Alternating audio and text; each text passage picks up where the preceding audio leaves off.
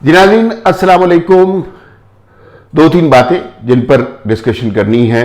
आज ज़्यादातर गुफ्तगू तो जाहिर है इद्दत वाला केस जो है उसके हवाले से मीडिया पर डिस्कशन रही। दो तरह की डिस्कशन रही। क्या ये केस मीडिया पर इस तरह डिस्कस होना चाहिए था? इद्दत इंतहाई ज़ाती किस्म का, नस्वानी किस्म का मामला है। क्या अदालतों में ये किस्सा डिस्कस होना चाहिए? इसके हवाले से लिबरल खवातीन और हजरात का नुक्ता नज़र अपना था। दूसरी तरफ वो सारे लोग जो इमरान खान के मुखालफीन हैं उनका नुक्ता नज़र बिल्कुल मुख्तलिफ था।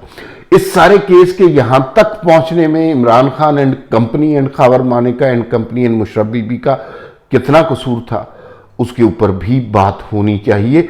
वन साइडेड एंगल से चीज़ों को नहीं देखना चाहिए, तो उस एंगल को भी हम देखेंगे। दूसरी बात यह है कि इमरान खान साहब ने जेल से सहाफ़ियों से गैर रस्मी गुफ्तगू करते हुए एक दफ़ा फिर कहा कि ये जो केस है ये सिर्फ़ और सिर्फ मुझे जलील करने के लिए किया है और मेरे आसाब को तोड़ने के लिए ये बात की गई है, और मैं बिल्कुल किसी तरह की कोई डील नहीं करूँगा। मैं अपने जो है असूलों पर कायम हूँ। पता नहीं कौन से असूल हैं जिन पर खान साहब कायम हैं। और फिर उसके बाद जो है उन्होंने कहा कि नवाज शरीफ के इतने केसेस थे, 200 केसेस थे, वो ख़त्म कर दिए जो कि बिल्कुल गलत थे। मेरे पर 500 केसेस डाल दिए। फिर उसके बाद मुशर्रफ बीबी भी उन्होंने भी सहाफ़ियों से गुफ्तगू की। उन्होंने कहा कि ये मतलब इद्दत के मामले के हवाले से उन्होंने कहा कि कुरान पाक में इसकी वजाहत बिल्कुल वाज़े तौर पे की गई है और ये एक गैरत और बेगैरती का मामला है। और फिर इमरान खान ने कुछ इस तरह की बात भी की कि फिर कोई बाहर से आ गया वो आपके ऊपर हुक्मरानी करेगा, समथिंग ऑफ दैट सॉर्ट। ये ख़तरनाक किस्म की गुफ्तगू इमरान खान साहब ने की और वोटर्स के हवाले से बात की। लेकिन बहरहाल वो एक इश्ताल दिलाने वाली गुफ्तगू करते हैं। समझ नहीं आती कि इमरान खान की सहाफ़ियों से मुलाकात कैसे हो जाती है यार। जब आपने लोगों को आवाज़ें बंद करनी होती हैं तो फिर मीडिया पे नवाज शरीफ को तो मेरा नहीं ख्याल ये सहूलत मुयसर थी। नवाज शरीफ की आवाज़, तहरीर, तकरीर, तस्वीर, हर चीज़ पर पाबंदी थी, तो उनको सहाफ़ी तो नहीं मिलते थे और सोशल मीडिया पर तो कुछ नहीं चलता था। तो वो सारी कहानियाँ किधर गई हैं? वो तो कुछ भी नहीं था। तो अब इमरान खान के साथ सहाफ़ी मिलते हैं, उनका पैगाम लेके चलते हैं, इलेक्शन के हवाले से अपील लेके चलते हैं और वो जनरल आसिम मुनीर के हवाले से धमकियाँ भी लगाते हैं और वो भी चल रही होती हैं। तो ये क्या सहाफ़ियों को रोका नहीं जाएगा? इसी तरह चलता रहेगा आखिरी दिन तक। आखिरी दिन भी इमरान खान साहब गैर रस्मी गुफ्तगू कर रहे होंगे। तो इसको कुछ जिन्होंने रोकना है उन्होंने नवाज शरीफ का तो सद्देबाब कर लिया था। इसका मतलब है कुछ लोग चाहते हैं कि इमरान खान साहब ये बातें करें और वो बातें मंजर आम पर आए। अब पता नहीं इसके क्या मकासद हैं। इनके मकासद माजी में मतलब 9 मई से पहले भी कुछ और थे, बाद में पता चला उसका नतीजा 9 मई निकला। अभी भी समझ नहीं आ रही इसके क्या मकासद है। इमरान खान को ये बातें करने पर उकसाया जा रहा है। तो वो कुछ लोग कहते हैं कि इस तरह की बातें इमरान खान साहब से करवाई जा रही। क्यों करवाई जा रही हैं ये उकदा कुछ अरसे के बाद खुलेगा। लेकिन मैं ज़रूर ये बात करना चाहता हूँ कि ये केस जो है इंतहाई नस्वानी और मजहबी नौयत का है। इसके ऊपर हमें और मीडिया को, अदालतों को इस तरह बात करनी चाहिए कि नहीं। आज रिपोर्ट कार्ड में मारूफ सहाफ़ी हैं रीमा उमर साहिबा, उन्होंने बहुत सराहत से इसके बारे में बात की। मैं उसी बात की रोशनी में बात करूंगा और उसी बात को आगे बढ़ाऊंगा। लेकिन उससे पहले थोड़ा सा जिक्र मुस्लिम लीग नून के गुजरांवाला के जलसे के बारे में हो जाए और नवाज शरीफ, शहबाज शरीफ और मरीम नवाज की तकारीर के हवाले से बात हो जाए। वो बात हम ज़रूर करेंगे कि इमरान खान ने आज सहाफ़ियों से क्या गुफ्तगू की, किस किस को तड़ियाँ, किस किस को धमकियाँ लगाई।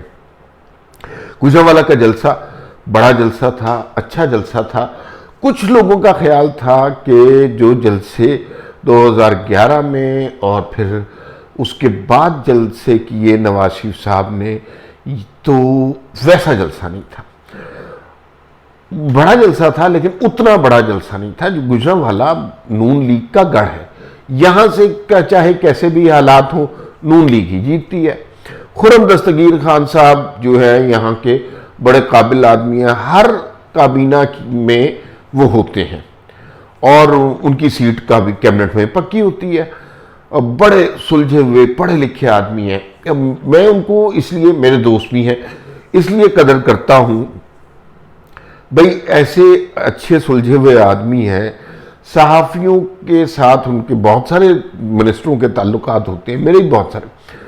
जब भी कहीं आपसे मुलाकात होगी, कहीं दावत पे चाय पे बुलाएंगे, आपके दफ्तर आएंगे, वाहिद आदमी हैं। मुस्लिम लीग में, नून में तो क्या, सारे इस फर्टिलिटी में जो आपके लिए हमेशा किताब का तोहफा लेके आएंगे और किताब के ऊपर बात करेंगे। बाकी तो माशाल्लाह किताब से बहुत परे के ज़माने के लोग हैं, तो वो किताब आपको गिफ्ट देंगे और आप अगर उनको किताब गिफ्ट दें तो वो बहुत खुश होते हैं। तो वो गुजरांवाला के वारिस खुर्रम दस्तगीर खान साहब हैं। बरसों से इस अरसे इस इलाके की सियासत उनके नाम से चलती है।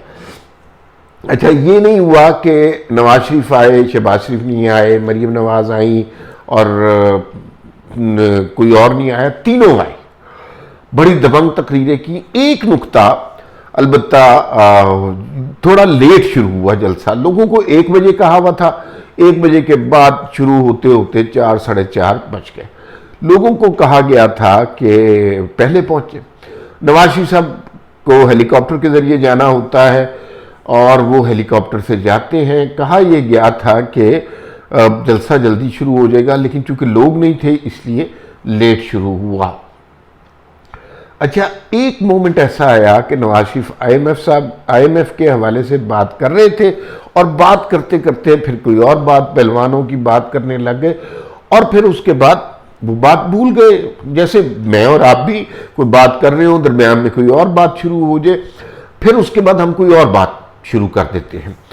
अच्छा, ये हो जाता है, सबके साथ ही हो जाता है। लेकिन किसी ने बताया कि नवाज शरीफ साहब को बुनियादी तौर पर एक मर्ज ऐसा भी है जिसमें आहिस्ता आहिस्ता उनकी याददाश्त कम होने का खदशा भी, अल्जाइमर्स उसे कहते हैं। मैं को बहुत मेडिकल का एक्सपर्ट नहीं हूँ, तो ये उनकी सेहत के हवाले से तशवीशनाक है। और लोग क्लिप वो जो आईएमएफ वाला है वो निकाल के शेयर कर रहे हैं कि ये शायद उस बीमारी की इंडिकेशन है। जलसा तगड़ा रहा। मरीम नवाज ने दबंग तकरीर की, शहबाज शरीफ साहब भी पहलवानों को जो है वो गुर्ज उठाकर, पगड़ियाँ पहनकर, बड़ा माहौल शौल बना हुआ था। वैसे रौनक शौनक लगाई हुई थी।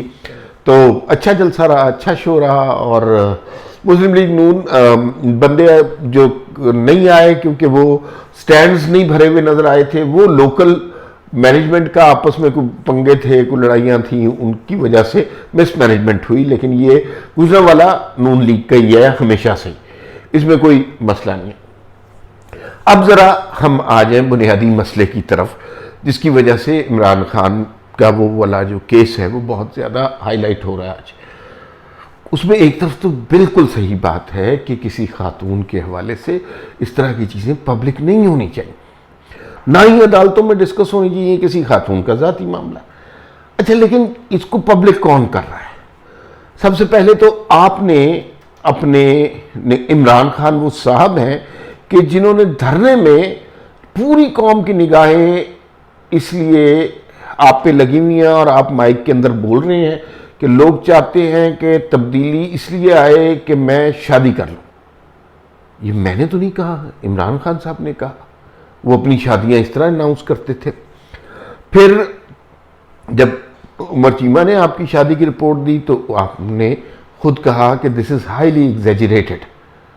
बाद में तस्लीम कर लिया कि शादी हुई है। पहले आपने निकाह किया, उसे तस्लीम नहीं किया, फिर बाद में पहले वाला तस्लीम किया। मुफ्ती सईद साहब ने पहले पढ़ाया, बाद में दोबारा पढ़ाया, फिर दोनों तस्लीम कर लिए। खावर मानेका का बयान मैंने या किसी और ने नहीं दिलवाया, आपने वो उसने खुद दिया जो बुशा बीबी के बच्चों की गुफ्तगू है या उनके जो रंजो अलम की दास्तान है, वो हमने तो नहीं की ना। आखिर को आप खातून अव्वल हैं और तो आपकी दास्तानें हैं, अब हम क्या करें।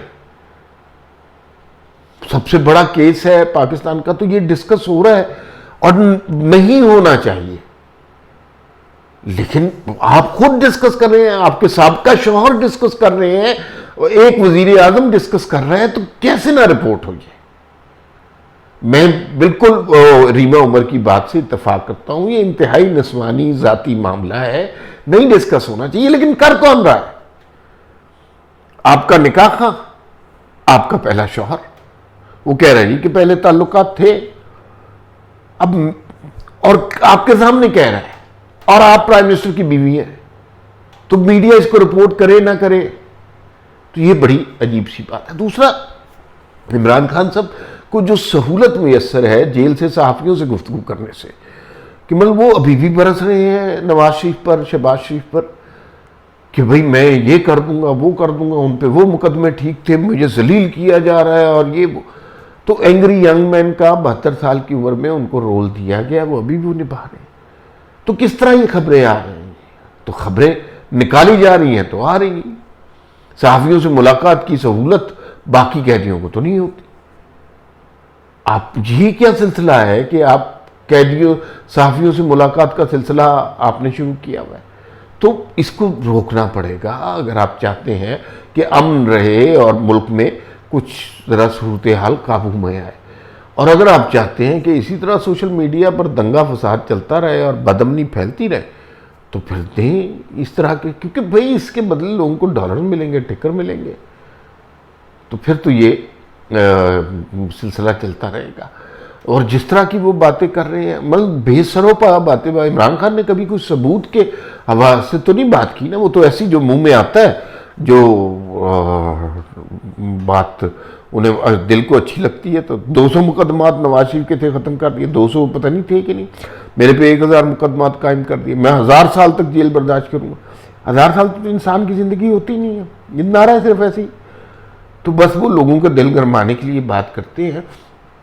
और जो बुशा बीबी ने बात की है वो भी मतलब सिर्फ ऐसे ही अच्छे टिक्कर हैं, अच्छी लाइनें हैं कि ये गैरत और बेगैरती का मामला है। और जो कुरान पाक के हवाले से भी उन्होंने बात की, मेरा तो इल्म बहुत ही कम है, मैं तो इस पर बिल्कुल कुछ नहीं कह सकता, मैं तो बिल्कुल कुछ नहीं कह सकता। इल्म भी कम है, अमल भी कम है, लेकिन आप कुरान पाक का हवाला ज़रूर दें, आप रियासत मदीना का हवाला ज़रूर दें, आप इया का नाबुदु व इया का नस्तईन की बात ज़रूर करें। आप अगर आप इतने दीनदार हैं लेकिन अपने अमल की तरफ निगाह करें तो फिर आप दे सकते हैं।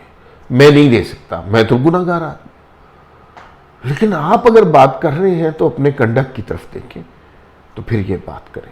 बुशा बीबी भी, इमरान खान भी। असल में मसला ये है कि इस केस से